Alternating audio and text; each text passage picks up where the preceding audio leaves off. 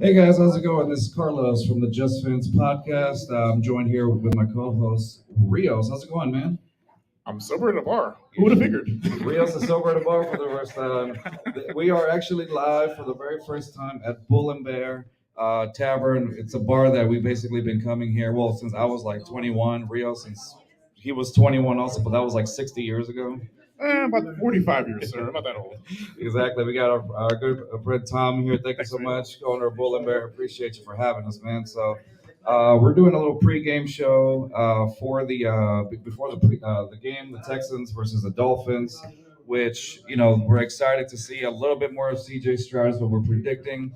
Obviously he didn't really have a good start at the beginning, but I get it. He only played for a few snaps, so it's not too much. So first of all, before we get to C.J. Stroud, let's talk a little bit about some of the expectations that we have for other players on the team.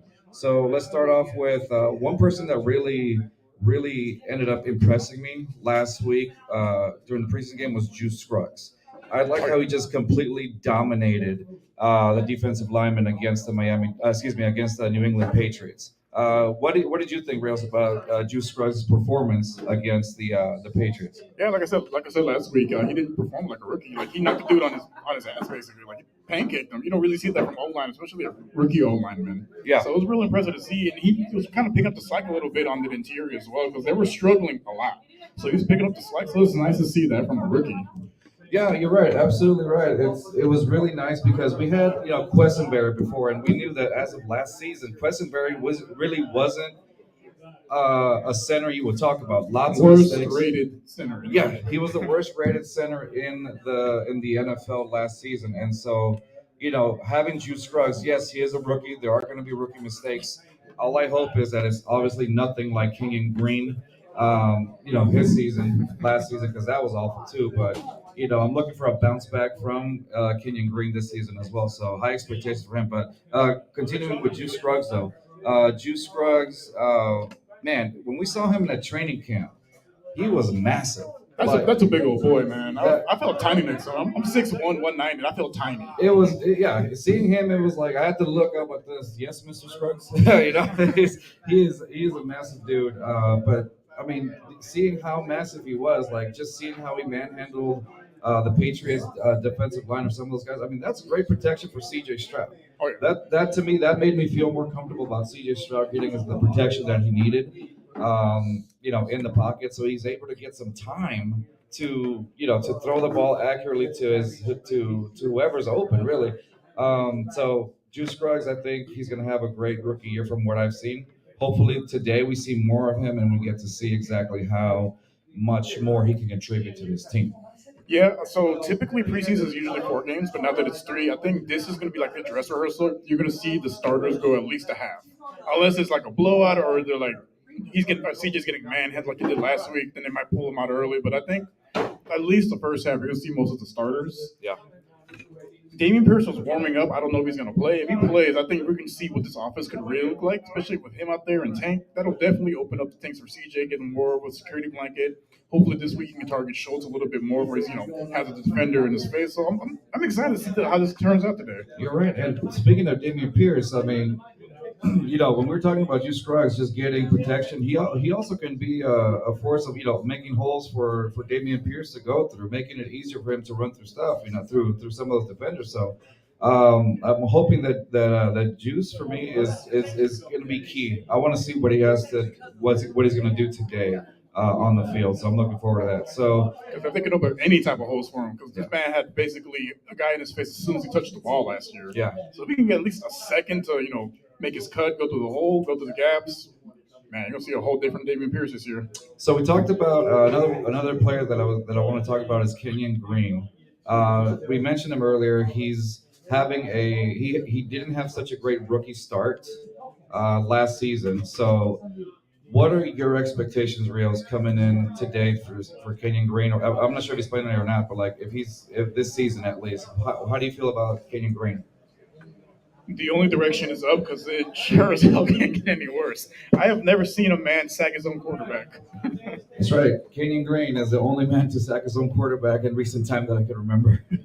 I started watching that Eagles game. I'm like, bro, what is he doing? Yeah, He was just getting manhandled. it It was was sad. sad to It see. was sad to see him in there, and I think definitely this year's gonna have a bounce back season. He has I think to. so too. Like you said, there's no other way to go but up. With what do you call it, Kenyon Green, he had a horrid season. I'm pretty sure he had to reflect on that. He had to think to himself like, "Hey, I can't have this going on," because there's high expectations of him too. He doesn't want to be a bust, right? It's way too early to call him a bust. Hopefully, he went to that room that Aaron Rodgers went to. That Oh, silent room. that dark room for like a month. Aaron Rodgers, not a month, like it was like a week or Like something. a week, sitting there Yeah. reflecting on his life and all that. You know what? What can I do to improve? What is my purpose? Can I not sack my own quarterback? Can I Man. can I please improve? Hey God, it's me again. Hey, it's me. God, it's me. Oh, man, that's funny. Yeah, no. So Kenyon Green, hoping that he steps it up this season. I'm just really looking forward to seeing him and Juice Scruggs. Now, even though the O line at the moment doesn't look as strong, it's still a big upgrade from last season because it feels like right now we're kind of like having these hopes and aspirations for like I said, Juice, Kenyon's a second, it's his second year. Juice being a rookie now, basically taking all the snaps because of Westonberry. Um, and then there's Shaq Mason who came over from the from Tampa Bay. Yeah, you got a proven veteran championship experience. So Yeah, proven veteran with championship experience, exactly. So, do you think he's gonna end up like? Did we sign him? I can't remember. Did we sign him? we extended him. So We extended him. So okay. So at that point, let's he's just like, say we got a lot of money invested in an O line, so I expect to see results. yeah, same. Like right. Results. Yeah, results. We have to make. We have to see that this O line actually produce some results. That's big expectation from the O line today. Because if the O line is successful, you have a successful team, and everything seems to be going well for the Texans at that point. But it all starts with the O line. Do you remember the Dallas Cowboys when Dak started? They had a very impressive O line, right? Dak's rookie year. The Great Wall of Dallas, as they called it. Right. I mean, think about it. They had when Dak came in, he was well protected with that O line. That O line They made him look elite. Yeah. And now that he doesn't have it, we see who he is. Yeah, as you can tell, my boy Rios here is not a big Cowboys fan. He's a natural hater. Hate on those Cowboys. But nonetheless, man, Generational hate. generational hate. No, man, it transcends through it transcends through him, as you can see. He'll try to argue with anybody who's a Cowboys fan, just so you know. Give him mess for it. All day, every day, twice on Sundays. Exactly. Nonetheless, man. So yeah, exactly. Going back to the O line, as long as that O line can, I mean, be consistent at least, but because we have so many changes too at O line. Well, the problem was they kept trying to rotate players and make them versatile. You can't do that. Like a guy that's a natural center is not going to be a good at right guard or good at tackle and vice versa. Like find out what they're good at, put them there, and keep them there. Don't keep trying to rotate them. Right. Unless you got injuries, there's no reason to rotate them. But you can't have turnstiles on the either side of the offensive line or defensive line because Of course. different assignments, different responsibilities, and it's too much. That's on the try to basically if they're going to be a tackle, then you have them the next week at center or the next week at left guard. Like that's just too much time to handle. Oh yeah, exactly. No, it's awesome. So yeah, as long as they can do that and keep the consistency with the O line, I think we're having a pretty solid team. So I'm cool with that. All right, next up. Before we go to the next thing, I do want to say that here at Live at Bull and Bear, they got $5 dogs, $5 burgers, and $4 drafts going on right now. That's a special for today. Please take advantage of that. My inner fat boy is very happy right now. Yeah, my inner I'm about to- fatness I'm right about to- now I'm about is to enjoying feast. it. Yes, we're about to feast on that. So again, $5 hot dogs, $5 beer. Excuse me, $5 hot dogs, $5 burgers, and $4 drafts going on right now. So please, again, take advantage of that as you can. Also, we do have a giveaway today, and it's a Jordan Alvarez World Series ring. So if you want to, what do you call it, qualify to get this, please come over here and sign, get a ticket, and we're going to be doing a drawing after the Texans preseason game and see if you're the lucky winner of this Jordan Alvarez replica ring. And So, I'm not opposed to bribes. shut up. Nonetheless, Just saying. yeah, he's wink, right? No. Okay, so we talked about the O line a little bit. Okay, this for the Texans now. One of the best things that I'm really looking forward to is talking about the running backs. As you can see, I'm wearing my Damian Pierce jersey. That running I back. thought it was core- David Johnson. It's David Johnson. No, it's Pierce. You take that back, so we don't say his name anymore. No, yeah, Damian Pierce, uh, which I just hope that we have a future with this running back because we haven't had a decent running back like this since Aaron Foster. Yeah, pretty much. Right. I mean, We've had guys that glimmers, Lamar Miller, Carlos Hyde, but it's like they weren't like elite. They weren't Aaron Foster. Pierce, he has that caliber to be something special. I Of think. course. Yeah, no, exactly. He's got that dog on him, as they say. I mean, he broke through like what 6 defenders against the Jacksonville Jaguars last season. It was angriest run of the year. It was the angriest run of the year. It was amazing seeing Damian Pierce perform last season. So this season, I'm glad that he's coming in healthy. He looked like me on Black Friday finding out people for that PS5. Exactly. Yeah, it was, dude. It was, yeah. See Damian Pierce out there, and then behind him we got Singletary that came over from That Buffalo. was a very underrated signing. It was a very underrated signing, dude. Having him as a backup, giving Damian Pierce a much-needed break in between downs, because we all know that last year he was hauling it, but you know that running backs don't last long in the NFL if they keep doing that. And anything is an upgrade over Rex bulkhead offense. Oh my Don't God. remind me. Rex Burkhead was probably one of the worst things I had ever seen in the Texans uniform. My therapist hears about him every week. Remember, Rex Burkhead can hurt you. You keep saying it, but I, Keep feel, saying it. I see him every night. Exactly. Yeah, man. Seeing that Rex Burkhead bulkhead offense, as they called it, it was. I don't want to hear that. That was the again. second time a small piece of my soul died. The first is that Chiefs playoff game. That was the second. I'm like, Yeah, we don't talk about sad memories here, sir. Drink your beer. No. all right. So yeah, nonetheless, that running back for Damian Pierce, Singletary, and then Mike Boone also as a third string running back. From what it looks like. I mean, Mike Boone looked pretty solid last week. He Yeah. looked solid in camp, and he was solid enough that Valladay go. Because I want to see. That was crazy. I hope that at least did he get signed with the Steelers? Who signed Balladay, or has he gotten signed yet? He got signed. I can't remember what team signed him. He did get signed pretty quick, but we wish him luck. But He was very underrated, dude. Like he was balling out at training camp when we saw him over there. so was Boone. Boone runs. He runs with anger too, and And that's good to have. You have a good like a three-man rotation like that, dude. That's amazing to have. That's good protection for Damian Pierce so he can last longer. yeah, because outside of the Titans, there's really no workhorse running backs anymore. You got to have a committee. You can have your running back one, but for the most part, it's a committee. I think Pierce is going to be the alpha of this committee, but Yeah. for the most part, he's going to need breathers. Yeah. Because I think Devin Singletary is a much better pass catcher than he is out the backfield. Yeah. It opens up your offense a lot. It does. It opens up the offense. It gives CJ Stroud more options as well to be successful. So, and that's what you want, right? They still obviously haven't confirmed that CJ Stroud is going to be the starter, but come on, you know? It's a foregone conclusion. Yeah, come on. He's getting 85% of the reps in camp. He's Yeah. started the last 2 games. It's just basically a formality at this point for him to be named. That's true. Really quick, in the comment section, we got Ed in Columbus, Ohio. He's saying, "Good luck, Texans. Go CJ Stroud." Yes, sir. Sir, this is like one of the things that Ed and us agree on because Ohio State. Because Ohio State. The Ohio State. Sorry, Ed. The Ohio State. I hope the Ohio State. Yeah. Ed, if you're still watching, I gotta tell you, I hope your Browns lose horribly so that we can get that pick on. Give me Marvin Harrison Jr. Yeah, let's get Marvin Harrison Jr. over. Come on, let's go. No. Hey, God, it's me again. Hey guys, it's me again, Marvin Harrison. Let the Cleveland Browns tank. Get Deshaun Watson to give some interceptions. His will be done. His will be done. Oh man. Anyway, so running back. Okay, so we talked about the O-line. We talked about the running backs, which to me is like one of the most exciting things about this team. Another position that I want to talk about is the wide receiver core. So it seems like it's almost like a 50-50 because it's almost like it's underrated. You have flashes here on Very training underrated. camp. Yeah, it's like you have flashes from Nico Collins. You have flashes from Hutchinson. You have definitely a lot of flashes from Tank Dell, who Let me say this. Wide receiver 1, go Cougs. go Cougs, H-Town, baby. Let's go. There you go. We got somebody that we're in the Tank Dell jersey. I mean, a T-shirt. There you go. like the whole draft process. He was the one person I wanted, and I was so excited when we got him. And seeing him like perform the way he did, like at UH, man, telling you, wide receiver one, calling it now. Calling it now, wide receiver one. All right, you heard that? Rios is predicting wide receiver one for Tank Dell. All right, let's go. So yeah, I'm looking forward to seeing Tank Dell, what he can do. The only thing now, I'm not a hater or anything, I promise you, but do you think? Do you think like? And this is I'm judging you right now. Just judging me right now. Okay.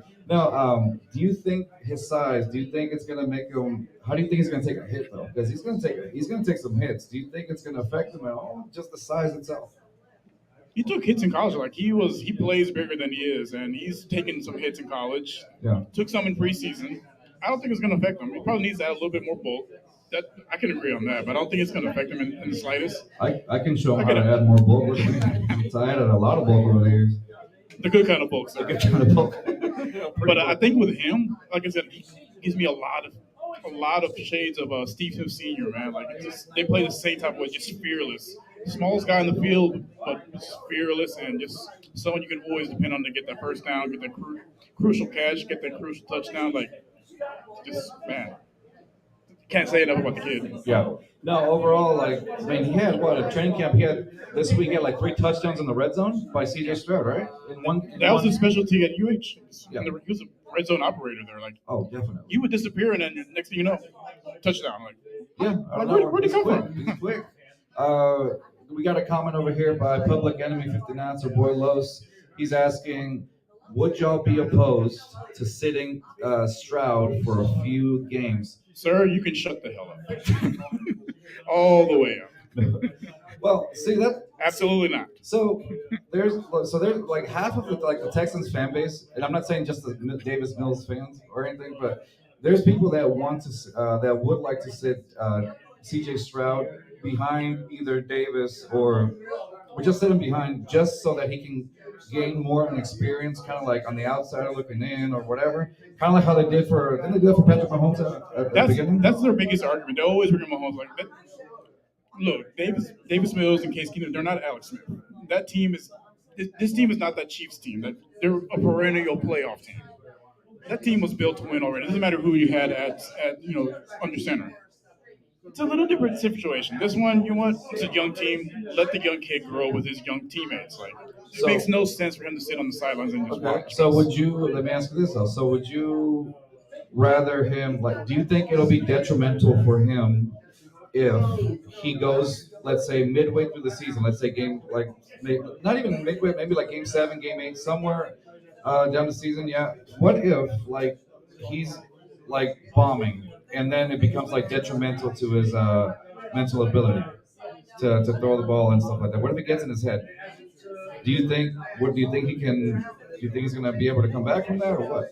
I mean, he's beat adversity his entire life, really. Like anyone that read up on him, seeing his upbringing, what he went through, living in storage spaces, not having cleats to actually practice until he went to the Snoop Dogg camp and actually someone bought him cleats so he could practice in, bought him glasses so he can see. Like he's overcome adversity his whole life. I don't think him struggling a little bit in the regular season is going to do anything to knock his confidence, make him doubt himself.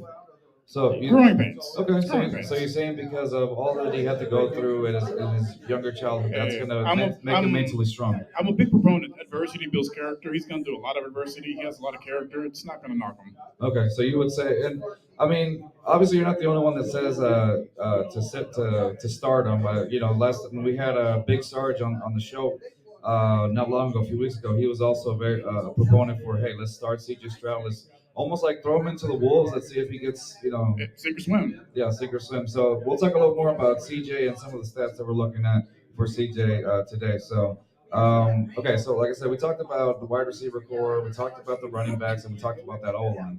Okay, one of the positions that I really,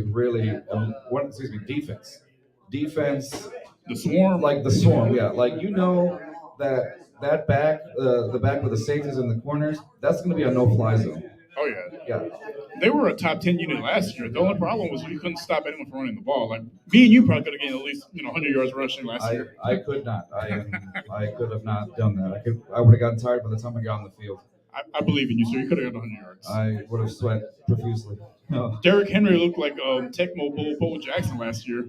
Yeah, he was setting records last year against the Texans' run defense last season. That was it rated the worst or second to worst? No, we were the worst. We were the worst one, I think. Yeah, yeah, you're right. So hopefully this season, D'Amico Ryans is all about that linebacker life. So obviously, I'm pretty sure there's going to be some upgrades there in the linebacker position.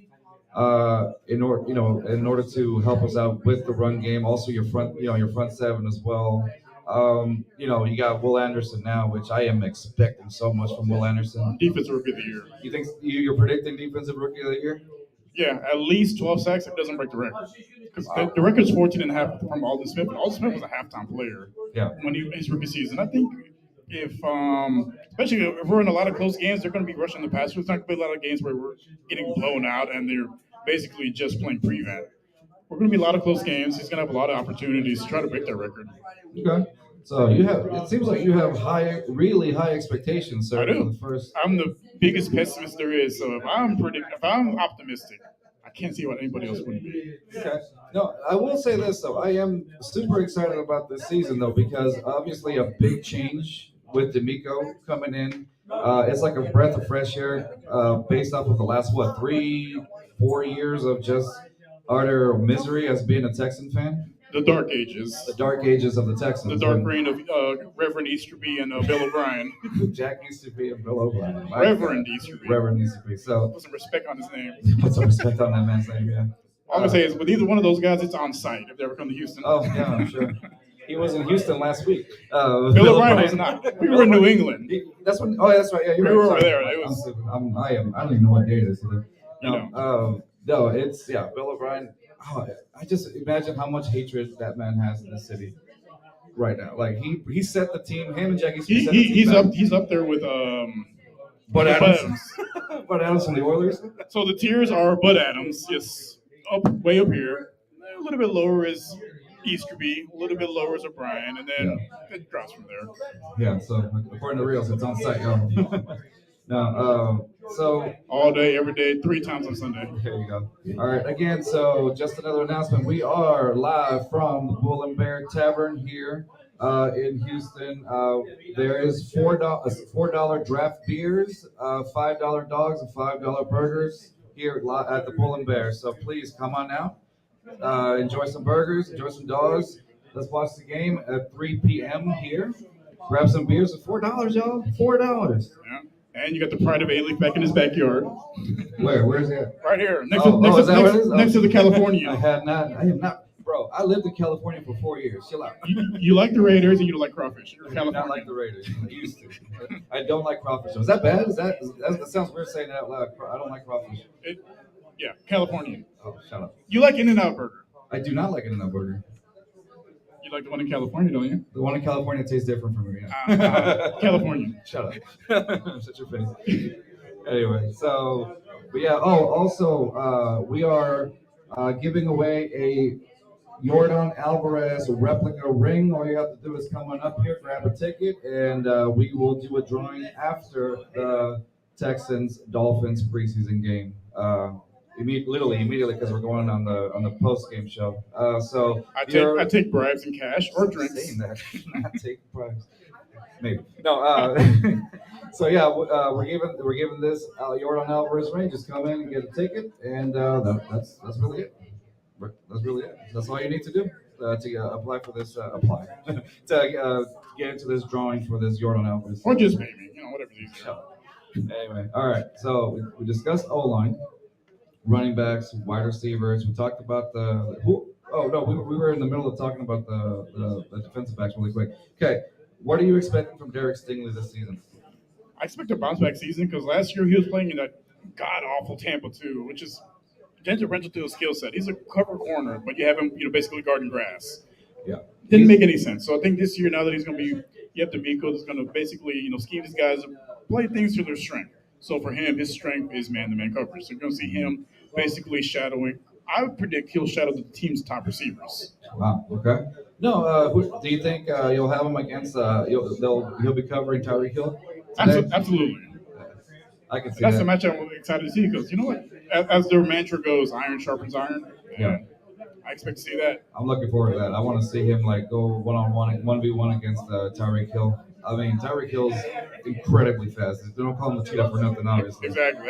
That's something that's going to definitely help him learn. It should be a good testament to his strength on that one, since obviously he's not playing Tampa 2 defense anymore like he was with Lovie Smith, which is incredible to me because Lovie Smith had all this experience and It's like I talked about last year, like with these old coaches, they're just set in their ways. That's why I wanted someone younger that hasn't been his coaching as long, but is also adaptable. Not just it's my way or the highway, basically. yeah. And then again, like you look at how D'Amico Ryans is. It feels like he's more in tune with the players because he was a player not long ago, and Yeah.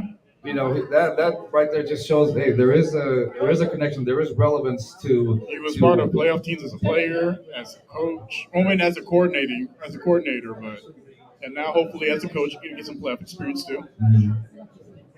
So I want to pose a question really quick, and it was we were lucky enough to be part of the H-Town Rundown Show podcast with our friends AD. Uh, they posed a good question on that podcast episode that we did with them, and it was, as a Texans fan, what hurts the most? Was it A, when, how do you call it, that Kansas City Chiefs game where you had Reed just running through the middle and everything else fell from there, and basically the Chiefs ended our, what was it? We were 24-0, 24-0. 24-0, and then the Chiefs just Right come, before halftime. right before halftime, and then the Chiefs just come in and dominate over the Texans. No, Bill O'Brien happens and then Yeah. my soul dies. So, does that play hurt worse, or what was it? Jacoby Jones fumbling the ball against the Ravens game in 2011 with T.J. Yates as his quarterback.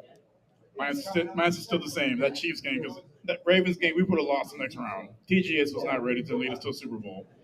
With Deshaun Watson, we would have made it to Super Bowl, if not won the Super Bowl. Because we easily could have beat that Titans team, man. Depending how that Super Bowl turned out. Well, that's all it was, because all you have to do was beat the Chiefs with that team. Yeah. I mean, they won the championship that season, so it was like, Because it would have been us against the 49ers. Yeah, it would have been us against the 49ers. Coincidentally against Amico and his defense. So, besides that, dude, like, so that one to you hurts the most, the one with Deshaun Watson. Yeah. And I guess the Chiefs, where they because that was a legitimate chance to make it to the Super Bowl. Yeah.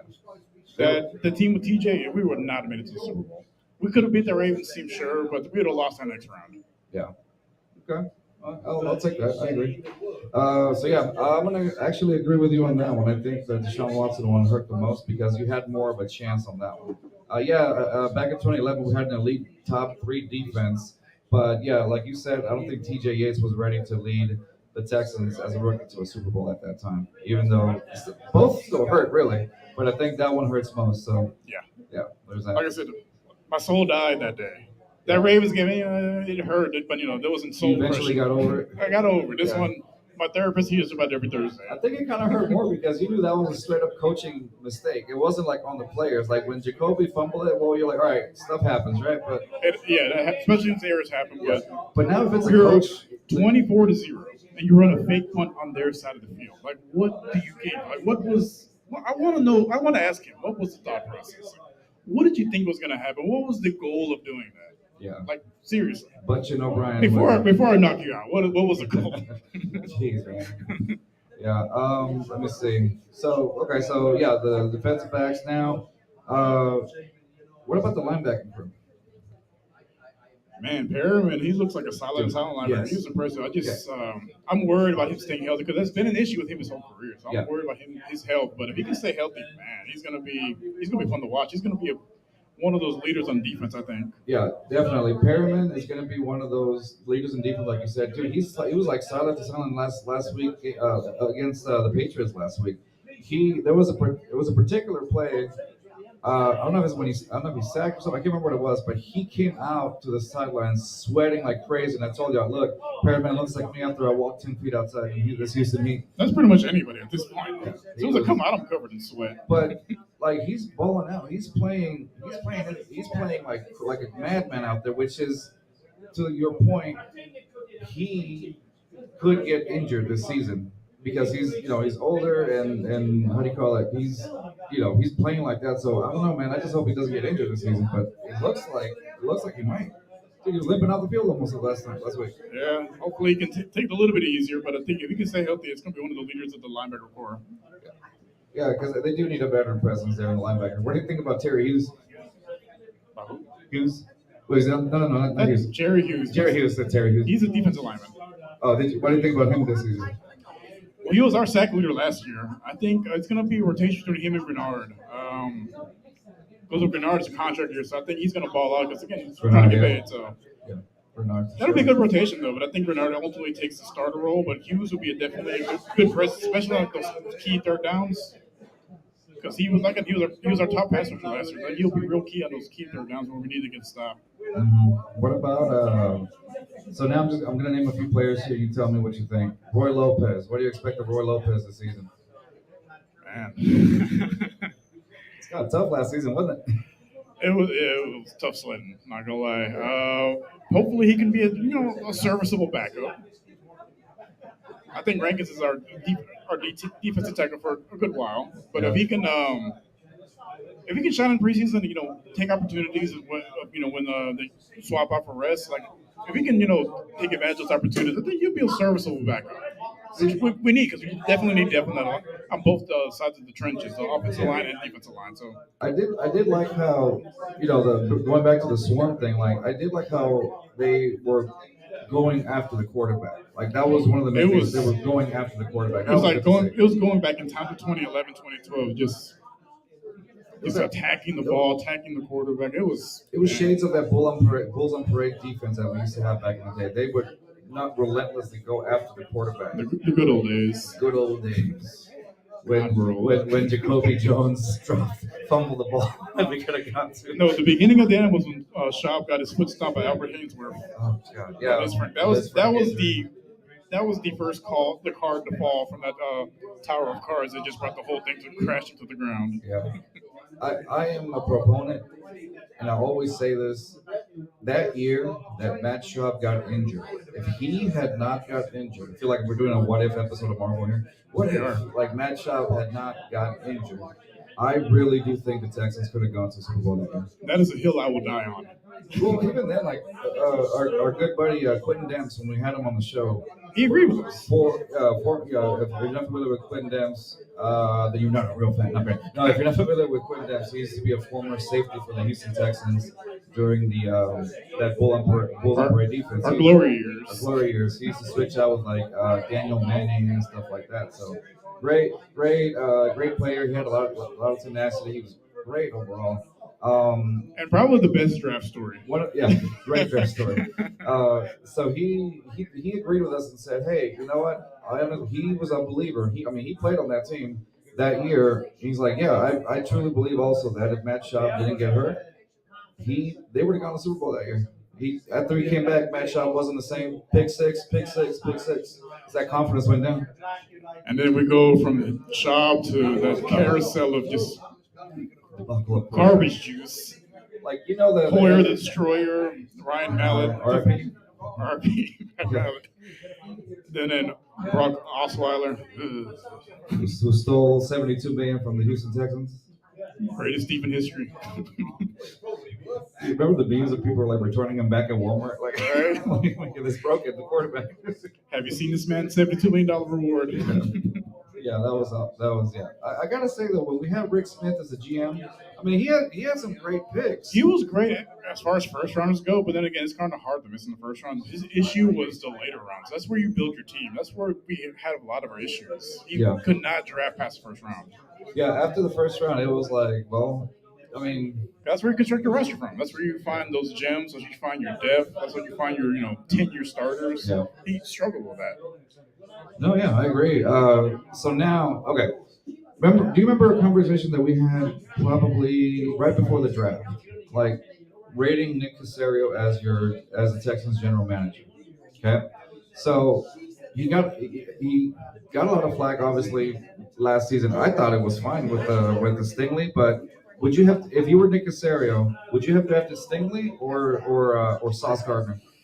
Man, that's a tough one because it's the name Sauce. I know, Texas Sauce, obviously that goes together. Well, not just that, but just see how they played out their rookie seasons. Again, in Stingley's defense, he was playing out of position, playing cover two.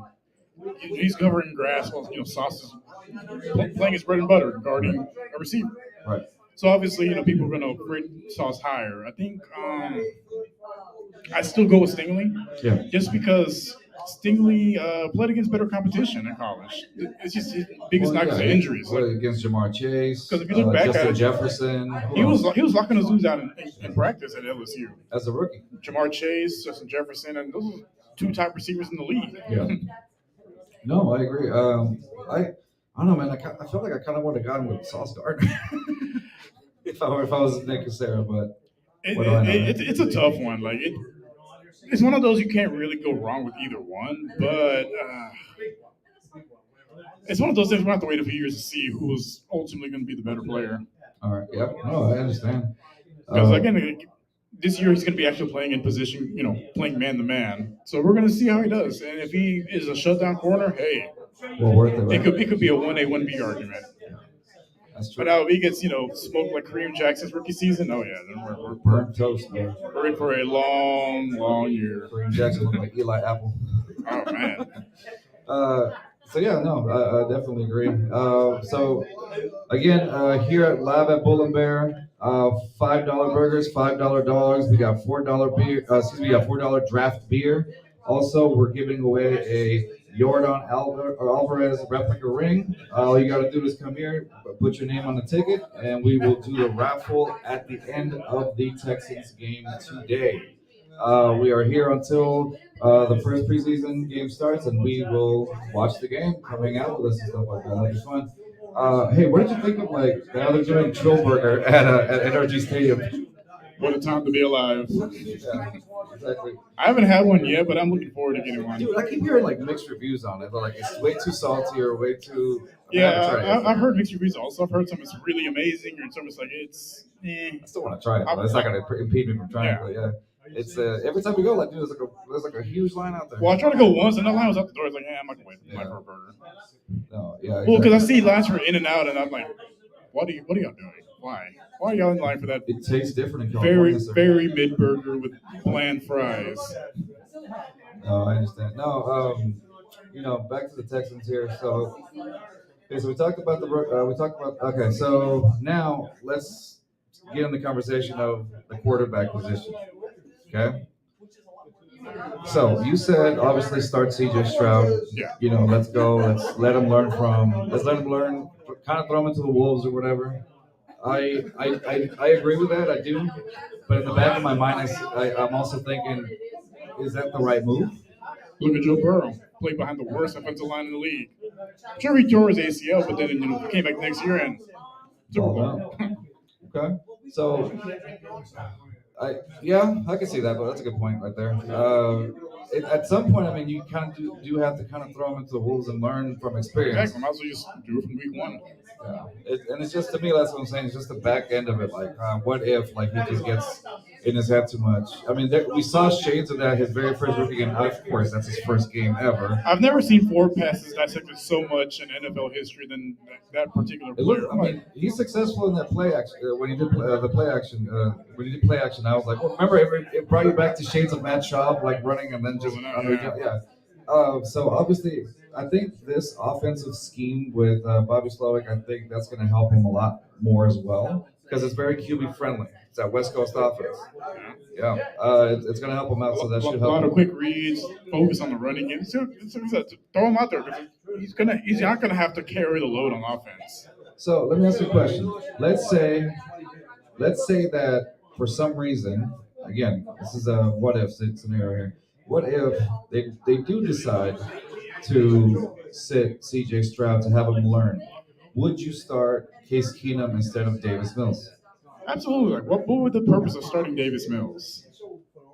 Because you're not serious about winning. You're starting Davis Mills, and I can guarantee you there will be a line of people with pitchforks and torches outside of NRG if Davis Mills is the week 1 starter. Yeah. You don't create all this goodwill, have these people lining up for hours before training camp starts. Put March Davis Mills out there week 1. Yeah. You know what he is at this point. They can argue all they want. Oh, he has this, and I'm like, no, he is who he is at this point. Yeah, it's at the point. So right now, I mean, obviously it's just preseason. Last preseason game, he had 99 yards, one touchdown, and to the surprise of everybody, 0 interceptions. Right, I was blown away by that. Too. And the coalition of Mills is just foaming at the mouth. Yeah. So Yeah, he's the king of dominating against second, third string. yeah, he had like a 75% completion rating, and a QB rating of 126.7. But I mean, most of those were guys that probably won't even be on the Patriots roster True. come week one. Yeah, that could be an argument that he was throwing up against backups. Well, look at the entirety of his career. He's excelled against in blowouts when there was no pressure, like preseason games or in practices like last year. But when the game matters, what does he always do? The pick six against the Bears, the fumble against the Chiefs, Winning against the Colts cost us a first round. cost the number one overall pick. No, yeah. I don't see Davis starting. I don't. Let's just say in that scenario, if they were to decide to sit C.J. Stroud down just to have him learn off of a veteran, it would have to be Case Keenum. For someone that's actually been in the league for over a decade, has been to the playoffs, has led winning record teams like. And I mean, and he's very familiar with With this his type of offense, he's scheme. playing his offense for years. So obviously, it would have to be. Let's back up. Let's back him up from Case Keenum. And I think if they did that, it wouldn't be like too bad on their PR because how do you hate on Case Keenum, who's U of H? Bleeds U of H through and through. He's a Cougar. Yeah. You can't hate the man. So if you were just trying to cover yourself, if you're the Texans and want to sit CJ, it would be definitely Case Keenum. That'd be the only right because you can't go to Davis. We've For seen PR him. purposes. Yeah, we've seen what he is at this point. Just now. So I saw something interesting the other day, and Yeah. I wish I could took a screenshot so I could give this guy credit. So there was this post, and he essentially compared Davis Mills to like a rebound girlfriend. You compared Davis Mills to a rebound He girlfriend. was a rebound from Deshaun Watson, and I did some thinking on the way over here because it was a long drive, Right. and I'm like, if you think about it, do you remember how Seth Payne said that looking for your coach is like similar to like you're looking for a partner in a relationship. Yes, I remember his Seth Payne's analogy on our show when he talked about how searching for a head coach was like searching for somebody on Tinder. You have to find that. Yeah, I remember that. That was a So our history of quarterbacks is kind of similar. Like so, let's go back in time to David Carr. Your high school sweetheart. You're hoping it works out. Okay. It clearly does not. So then you go, meet someone in college. You feel like, okay, maybe this will work. Maybe this Matt Schaub guy will do. And it did not. After a while. He showed his true colors, basically. You were happy with Matt Schaub for a few years. And then from there, you basically You experimented with Matt Schaub. and then from there, you signed up for Tinder, going through a revolving door of dates. Yeah. Swipe left, swipe left. And then you think you find the one in Deshaun Watson. I think this is gonna be it. This is the one. This is the one for the long term. Blah blah blah. Mm. And then another one that also shows his true colors, and obviously you need to move on. Yeah. So you take the first thing that pops up, which in this case is Davis Mills. And in this case, you actually can blame him for the breakup. Absolutely, Yeah. it is 100% his fault. Yes. And you try to give it a shot. You try different things to try to spice it up. The what you call it, the Driscoll Cat Oh, offense, stop. the Kyle Allen experiment, but you realize it's just not going to work. And then you find someone that it reminds you of the one that it shows shades of this could have been the one, and you know what? Let me give it a shot, and that's pretty much where we're at this point. So the Texans decided to go for it again and swipe right on C.J. Stroud. You feel like this would be the one. This will be the one. Rios, you have love problems, sir. 'Cause you're over here comparing this whole thing. Who hurt you, sir? Who hurt you, young man? Absolutely no one. as he sheds a tear. Nobody hurt me. But no, it really is the same thing if you think about it. Mhm. Yeah, no, essentially yes. In a way, yeah, I can see where your point goes from. Yeah, I can see that. But Yes, still, man, I think you should see some help. I see a therapist every week, sir. Get another one. Yeah, man. No, this has been fun. So obviously, yeah. See, we want to see C.J. Stroud. Last game, I mean, his stats were. In hindsight, obviously, he had a 50% completion rating, 13 passing yards, 0 touchdowns, and 1 interception. Sounds like Davis Mills in a regular game. Him in midseason form. Yeah, mid-season form. But at this point, He like, threw 4 passes, and you know what? The coach made a decision to pull him out because he was getting beat up. Like Yeah. you don't need your franchise guy getting well, meaningless that hits. O-line, that's the thing. He did have backup O-line, though, which was making him run a lot. So obviously, he didn't have enough time to think in the pocket or something. I mean, you could Ridiculous. He does never play another snap for please. the The team Q is ever. never, ever, ever. I don't want to see that man on the field again. He can walk back wherever he came As from. bad as Charlie Heck. Remember Heck? Oh Awful. man, he makes Charlie Hick look like an all pro. Yeah. So the Q is, if you listen to me, please don't step into a field again. Obviously, if you see this, you're probably going to block me, which would be his most successful block all season long anyway. Just go home, sir. Let's go. Yeah, Go to the dark room Aaron Rodgers went to and reevaluate yourself. dude, you in that dark room? Do you need to go to that dark room? I mean, I wouldn't be opposed to it. Yeah, whole week. Yeah, man. So right now it looks like they're gonna kick off in about 14 minutes or so. So, what are your predictions for this game? Well, I see the Texans coming out with a win because I mean, right now too, like obviously I see the Texans winning, but it's preseason, so nobody really cares. You know. Well, the Vegas odds right now they have us at negative 143, so we should win. Yeah, it should be an easy win for the Texans tonight. Well, today against the Dolphins. But again, preseason, nobody really cares. But I do want to care. see. Shut up. But I really do want to see what Davis Mills can do. I want to see him for more than just a few passes Davis here. Mills. Excuse not Davis Mills. CJ Stroud. Sir, I was about to unplug your mic and throw you out. No, CJ. You would have been fired live on air. Right. No, CJ Stroud. I want to see what he can do. What he can do if now he's going to have more starters on the field. Leave him longer. Let him just figure out some of that stuff. I do expect maybe one interception from him. Just rookie mistakes. It's going to happen. But I think in his mind, you hear it all the time on the NFL. He's got to forget about those mistakes and move on to the next. Gotta have a short memory. Yeah, you got to have a short memory for that. And so I could see him. I think if based on what you said about him going through adversity, I think he's going to look at his numbers that he had, and I'm sure he reviewed the tape, he reviewed his play, and he was like, okay, I'm going to fix this or whatever. Because one of the things is that same play that Mills from New England intercepted CJ, it was the exact same pick that he got in training camp with Steven Nelson. Yeah. Same route. It was all he had to do was do a how do you call it? Throw it to Schultz. And that was it. But he ended up kind of overthinking a little bit. Yeah, it's basically him trying to make a play, but you gotta read the room almost. Like it's 3rd and 19. Like don't throw it down the field unless you got a guy wide open. Don't risk it. Just take what you can get some yards for the for your punter that not be so close to the end zone and go from there. Yeah, no, exactly. Another guy that I just realized we didn't really shed too much light on. What do you think of Dalton Schultz, man?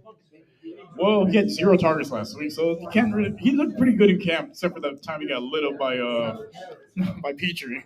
No, it was no, Ward. by Jimmy Ward. Excuse me. Yeah, on training camp, Ward ended up lighting up Schultz hard, like everybody heard it. The hit. You heard we were far away. We were about maybe far. 50 yards away. We heard that pop. Yeah, and so which makes you kind of think like this is the intensity that they're going to start playing with. That's going to be amazing. Yeah, like D'Amico says, he wants to see guys fighting in practice, not throwing punches, but you have that fire, that DAWG. Dog.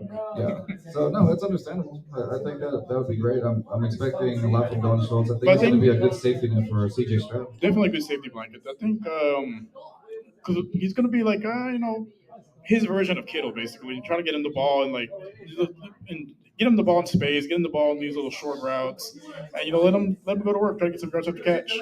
Okay.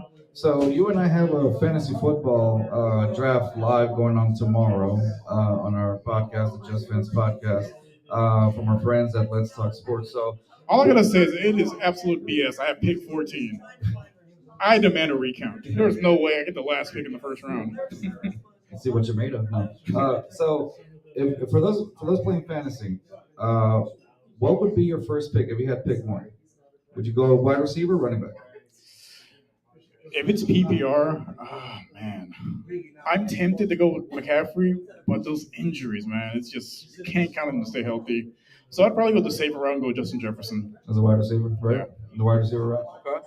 Like I said, I'm conflicted just because McCaffrey in that offense is just something else, but I can't trust him to stay healthy all year. What would be your second Because he's getting closer to 30, and it's just yeah, injuries are starting to pile up. So what would be your second pick if they're still there? Second pick as far as like in the second round or second round, yeah.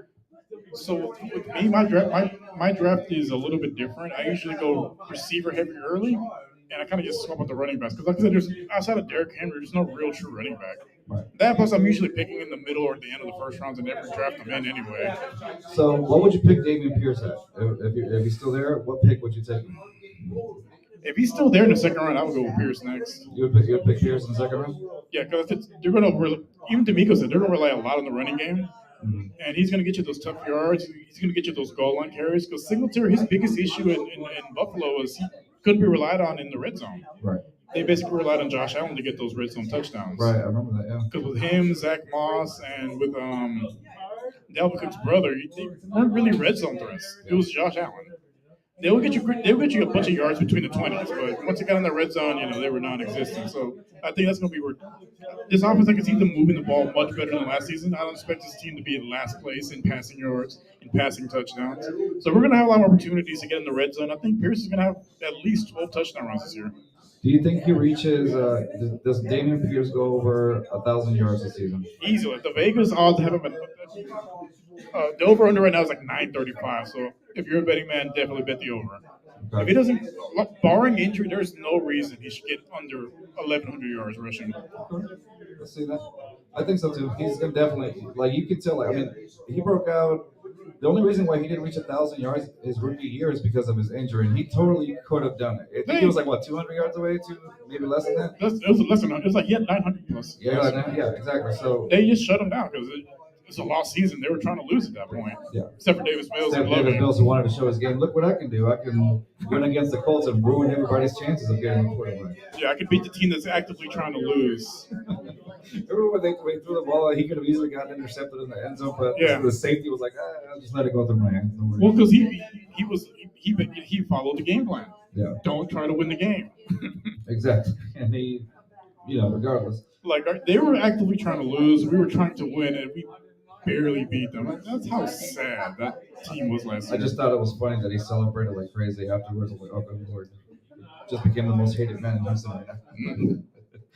No, that was well, his coalition ate it up. Oh, yeah. They haven't shut up about it since. Yeah. Check them out on Twitter. The Davis Mills fans are everywhere. All right, y'all. So very smooth-brained individuals. Right. So one last announcement here.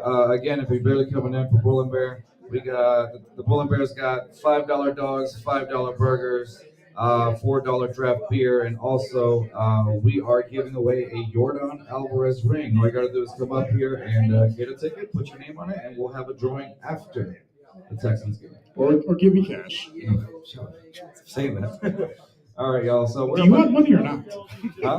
Do you want money or not? Yes. No. All right, y'all. So we're gonna log off now, and we'll go back after the Texans pre-season game, which we expect the Texans to walk out with a victory. Rios, what do you predict the score to be? So I see the starters going the full first half.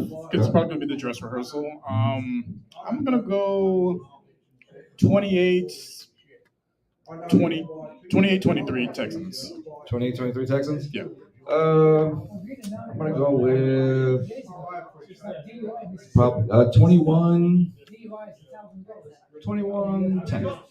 That's how much confidence I have. Oh, okay. Yeah, I'm probably way off. Fine, we'll see who's right. All right, done deal. All right, guys, thanks for checking us out. We'll be back after the Texans game against the Dolphins, and we're going to see if some of what we expected. Hopefully, CJ has more than 13 yards and at least some touchdowns and no interceptions, but we'll see. Please, I am begging you. I can't stand any more of this Bills coalition. Exactly. All right, so we'll have more on after the game. Peace out, y'all. Thanks for joining us. We'll see y'all.